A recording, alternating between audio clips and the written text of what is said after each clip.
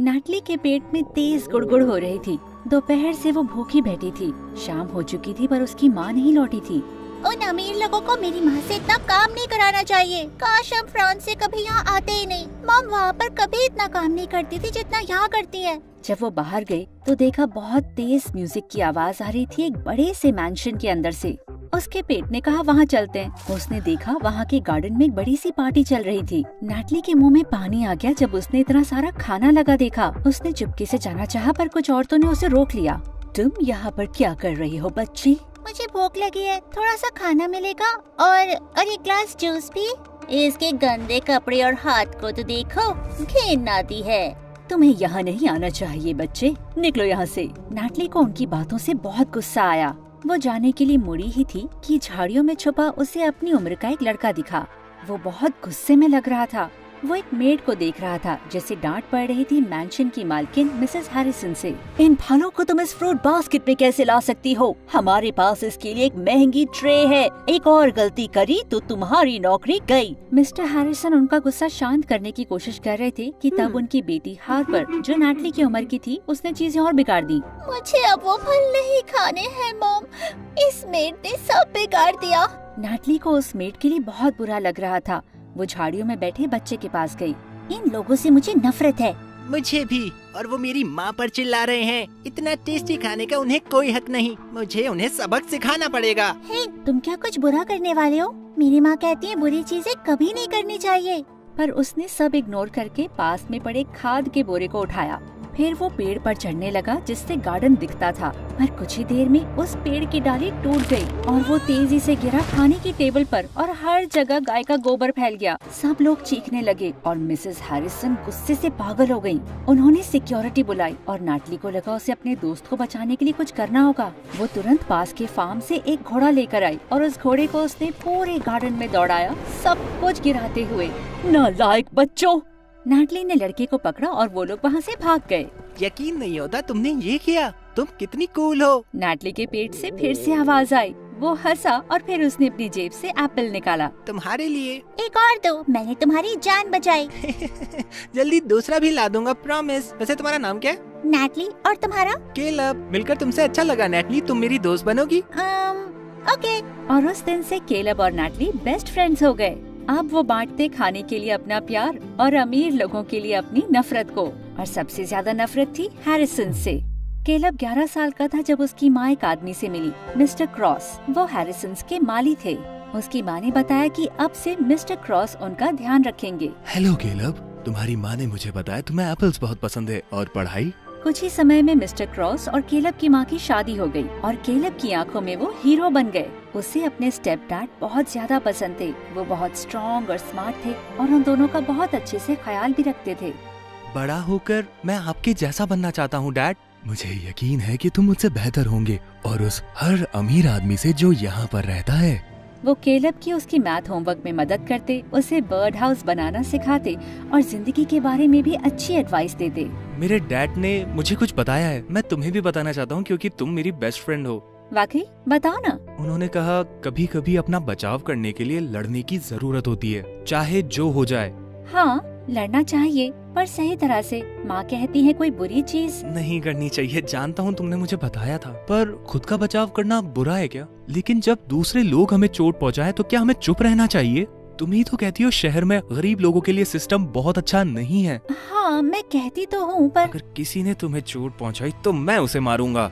Caleb की बातें सुनकर नैटली काफी हैरान हो गई थी। अचानक जब वो थोड़ी सी खिसकी तो उसका बैलेंस बिगड़ा और वो गिर पड़ी। केलब हंसा और उसे उठाया। अब पता नहीं फेंस और जमीन को कैसे मारूं, पर केलब ने फिर फेंस को किक किया और जमीन पर पैर मारा। नैटली को ये फनी लगा। उसे अच्छा लगा था कि केलब उसकी रक्षा करता है। केलब के जैसे दोस्त को पाकर वो लकी फील कर रही थी। धीरे धीरे वो उसे बहुत ज्यादा पसंद करने लगी, पर ये मानने से हमेशा डरती थी। डर था कि कहीं दोस्ती ना बिगड़ जाए। एक दिन उसने सोचा कि केलब का फेवरेट खाना बनाकर उसे सरप्राइज देगी, पर ये देखकर उसे बहुत जलन हुई कि केलब कैंटीन में कुछ लड़कियों के साथ हंस रहा था। वो जाने के लिए मुड़ी थी कि केलब ने उसे आवाज देके रोका। क्या ये मेरे लिए है? इससे पहले वो कुछ बोलती, वो लड़कियाँ आगे और नैटली को घूरने लगी। तुम इस गधी के दोस्त क्यों हो केलब?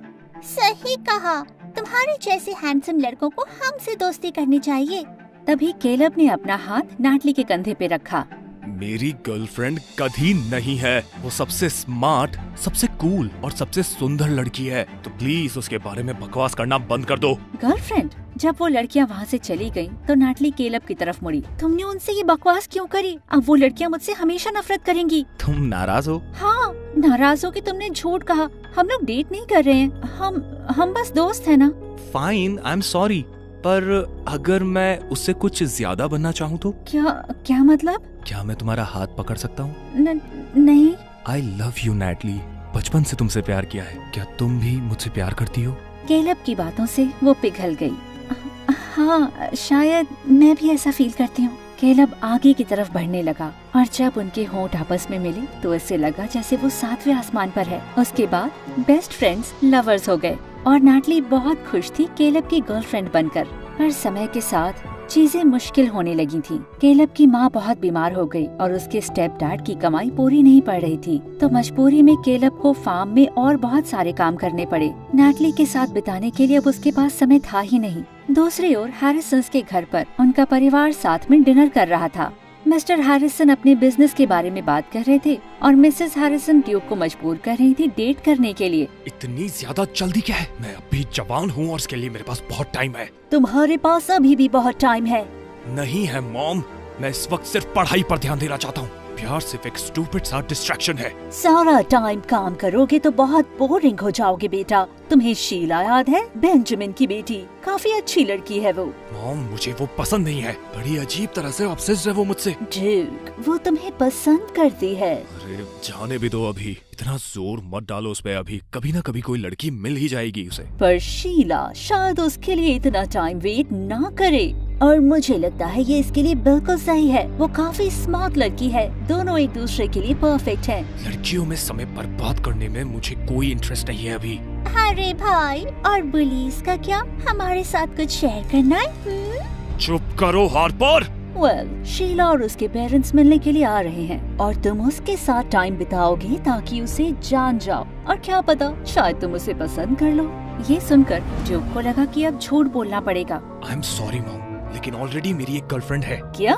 मैंने कहा मैं शीला को डेट नहीं कर सकता क्योंकि ऑलरेडी एक गर्लफ्रेंड है मेरी। तुम्हारी कब से गर्लफ्रेंड बन गई? 6 महीने हो गए हैं। मैंने इसीलिए किसी को कुछ भी नहीं बताया क्योंकि इसका किसी से कुछ भी लेना देना नहीं है। ड्यूक टेबल से उठा और गुस्सा शांत करने के लिए गार्डन में वॉक करने लगा। अचानक उसे कुछ आवाज आई। उसने मुड़कर देखा तो वो सिर्फ मिस्टर क्रॉस थे।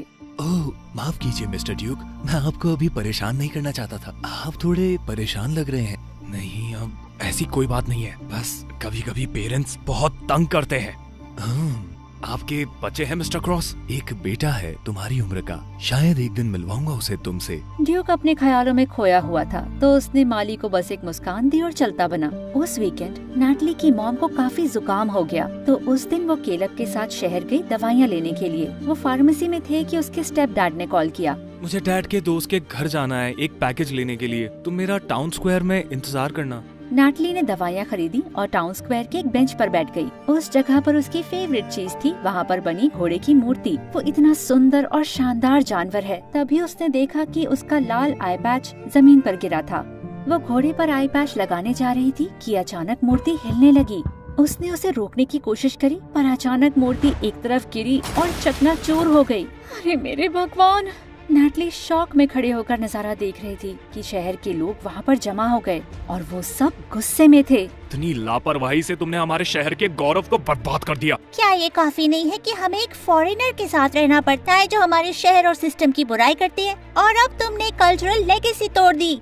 उनमें से कुछ लोग रोने भी लगे और नाटली बहुत डर गई। उसने केलब को कॉल करने की कोशिश करी, पर उसकी फोन की बैटरी खत्म हो गई थी। कसम से मैंने कुछ नहीं किया, वो अपने आप ही गिर गया। प्लीज मुझे माफ कर दीजिए। पर शहर के लोग बहुत गुस्से में थे। जल्द ही पुलिस आ गई और जब उससे पूछताछ कर रही थी तो लोग अचानक शांत हो गए और किसी के लिए रास्ता बनाने लगे। नाटली ने सर उठाकर देखा तो देखा ड्यूक आ रहा था, हैरिसन्स का सबसे बड़ा बेटा। क्या चल रहा है यहाँ पर? इस लड़के ने पब्लिक प्रॉपर्टी को नुकसान पहुँचाया, इसे हमारे साथ पुलिस स्टेशन चलना होगा। ड्यूक ने आगे कुछ नहीं कहा और जल्द ही नाटली ने खुद को पुलिस स्टेशन में पाया। प्लीज ऑफिसर, मुझे पहले घर जाने दीजिए, मेरी माँ बीमार है और वो बहुत चिंतित होंगी। पर ऑफिसर ने उसकी एक नहीं सुनी। कुछ मिनट के बाद ड्यूक मेन ऑफिस से बाहर आया। तुम जा सकती हो, मैंने सब कुछ संभाल लिया है। हाँ, क्या मतलब? नुकसान के लिए मैंने $50,000 भर दिए हैं ताकि तुम जेल ना जाओ। क्या? पर तुमने ऐसा किया क्यों? तुम तो मुझे जानते भी नहीं। तुम्हारी जरूरत है मुझे। क्या मतलब? ड्यूक फिर बात करने के लिए उसे पुलिस स्टेशन से बाहर ले गया। सुनो, मैं चाहता हूँ कि तुम 1 महीने के लिए मेरी नकली गर्लफ्रेंड बनो। इसके लिए पैसे दूंगा मैं तुम्हें। आई एम सॉरी, क्या? एक बार फिर से कहोगे? शायद ठीक से सुना नहीं मैंने। ठीक सुना है। ऐसा लगता तो नहीं है कि तुम्हें ऊंचा सुनाई देता है? क्या मजाक कर रहे हो? बहुत बकवास मजाक है ये। इस पर तो हाइनास भी नहीं हंसेंगे। मुझे देखकर लगता है कि मैं मजाक कर रहा हूँ। ये बेहुदा सा जॉब मुझे कैसे ऑफर कर सकते हो? तुम जानते भी नहीं मेरा बॉयफ्रेंड है या नहीं। देखो, मुझे फर्क नहीं पड़ता कि तुम सिंगल हो या जो भी, मुझे कोई इंटरेस्ट नहीं है। मैं बस चाहता हूँ कि तुम मेरी नकली गर्लफ्रेंड बनकर सबको कन्विंस करो कि हम प्यार में हैं, स्पेशली मेरी फैमिली को। पर तुमको एक नकली गर्लफ्रेंड चाहिए क्यों? तुम तो असली गर्लफ्रेंड बना सकते हो। किसी को भी चुन लो, बस मेरे अलावा। वैसे भी तुम अमीर लोग जो चाहे ले लेते हो। तुम्हें नकली गर्लफ्रेंड बनने के लिए कहा है, मेरा इंटरव्यू लेने के लिए नहीं। प्राइवेट में हम लोग अजनबी होंगे, बस अपने काम पर ध्यान देंगे। कल तक एक कॉन्ट्रैक्ट तैयार कर लूंगा। तुम्हें ऐसा क्यों लगता है कि मैं मान जाऊंगी? मुझे नहीं चाहिए ये अजीब जॉब। चिंता मत करो, तुम्हारे पैसे किसी और तरह लौटा दूंगी। और कोई तरीका नहीं है, ये नौकरी ले लो वरना सारा पैसा अभी वापस करो। जितना पैसा तुम्हें बचाने के लिए लगाया है वो सारा का सारा पैसा मुझे अभी चाहिए। ब्लैकमेल करने के लिए नैटली उस पर चिल्लाना चाहती थी, पर वो जानती थी उसके पैसे नहीं लौटा पाएगी। सोच के बताती हूँ। मेरे पास ज्यादा समय नहीं है, सिर्फ 1 दिन दे सकता हूँ। कल रात मुझे कैफे में मिलो, बिल्कुल इसी समय पर। इससे पहले कि नैटली कुछ और कहती, वो मुड़ा और चला गया। जब वो घर पहुंची तो देखा केलब ने उसे मैसेज किया था कि आज वो अपने डैड के दोस्त के यहाँ रुकेगा। नैटली उससे बात करना चाहती थी, पर डरती थी कि केलब कैसे रिएक्ट करेगा। वो अपनी मॉम को भी ये बात बताकर उन्हें परेशान नहीं करना चाहती थी। तो देर रात को वो फार्म में अपने फेवरेट स्पॉट पर गई सोचने के लिए। तभी अचानक वहाँ केलब आ गया। हे, तुम यहाँ क्या कर रही हो? रुको, नैट, तुम रो रही हो क्या? क्या बात है? उसे सब कुछ बताने के अलावा उसके पास कोई चारा नहीं था। तुम सीरियस हो गया? तुम्हें उससे मदद लेनी ही नहीं चाहिए थी। उसने अपने आप ही मदद करी और उसके $50,000 नहीं लौटा पाऊंगी मैं। पर इतनी सारी लड़कियां हैं, वो तुम्हें ही क्यों चाहता है? क्या बकवास है ये? मुझे लगा था हर बुरी है, पर उसका भाई तो उससे भी ज्यादा बुरा है। देखो, अगर वो मेरी मदद नहीं करता तो इस वक्त मैं जेल में सड़ रही होती। पर उसने मदद सिर्फ इसलिए करी ताकि वो तुम्हें नौकरी के लिए फोर्स कर सके। पर अब मैं क्या करूं? मेरे पास और कोई रास्ता नहीं है। अपनी गर्लफ्रेंड को किसी और लड़के के साथ देखना एक टॉर्चर है नैट। नकली हो या असली कोई फर्क नहीं पड़ता। केलब उठा और गुस्से में उसने पत्थरों को किक किया। अच्छा ठीक है, मैं नहीं करूंगी, मुझे कोई और रास्ता सोचना होगा। नैटली को रोता हुआ देखकर केलब उसके पास बैठा। Okay, I am sorry. रोना मत प्लीज, चलो हम बात करते हैं। तुम बस एक्टिंग करोगी और ये सिर्फ 1 महीने की बात है ना? और तुम्हें यकीन है कि वो इन सब के लिए बहुत सारे पैसे देगा? हाँ, मैं नकली गर्लफ्रेंड रहूंगी। उस गधे से तो मुझे वैसे भी कभी प्यार नहीं होगा। ठीक है, फिर कर सकती हो, पर मेरी एक शर्त है। क्या शर्त है?